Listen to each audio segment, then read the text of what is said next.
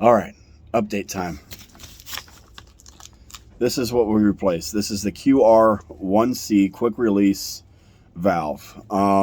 This is for the rear system. There's another one up front that's called another quick release. I think it's a QR1.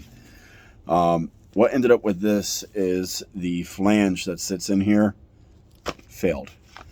And in doing so, it released all the air out of the brake unit.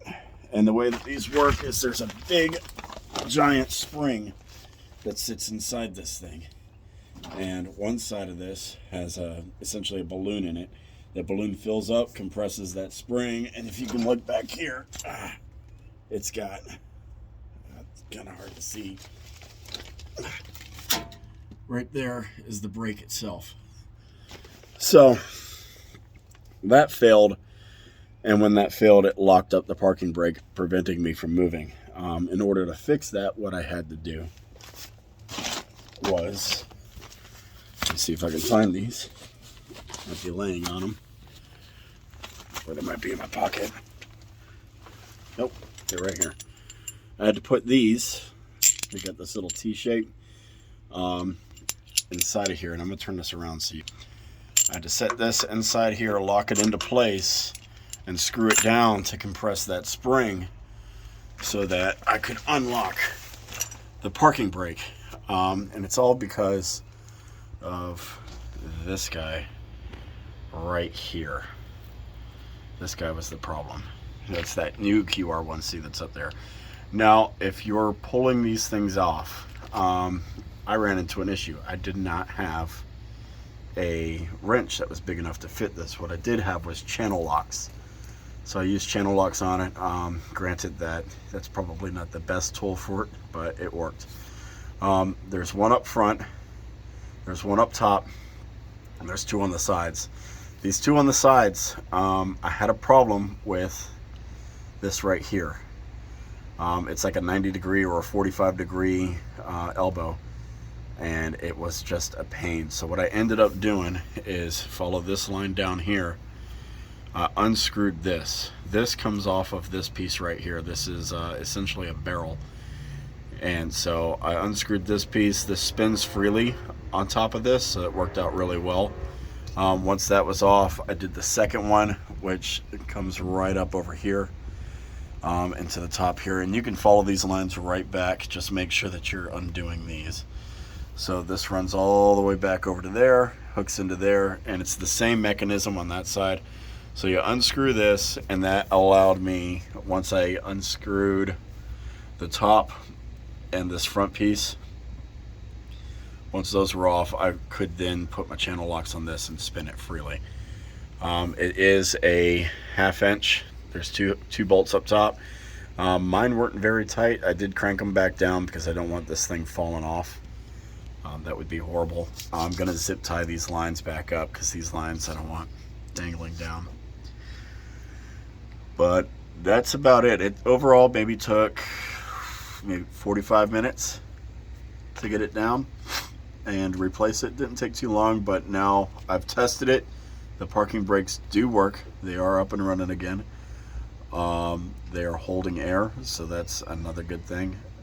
For those of you that are coming in on this video, before you replace this QR1C valve, before you do this, you need to, one, chalk up your tires.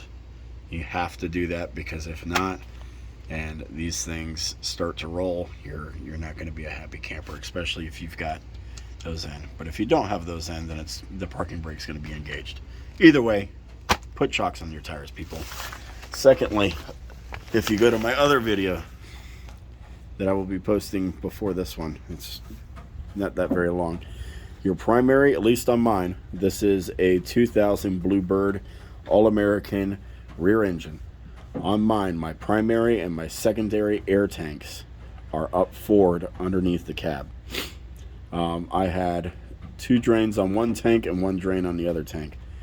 Drained all that down, and then I started going ahead and pulling all this out. There was nothing in the line. It took about 20 minutes to refill the lines.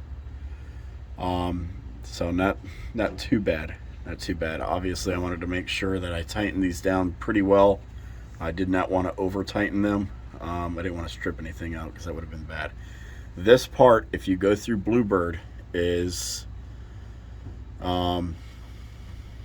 it's quite expensive, I think, if you get the part that originally came off of it. Let me find mine real quick. Right here. So mine was made by Bendix. To replace this part, I think was like $230. This one is made by, I'm drawing a blank, but it only costs $25. And I will get you the name of that and I will put it in the description. But this part only costs $25. I read the reviews on it. They said it was an excellent fit, an excellent replacement, and it didn't break the bank.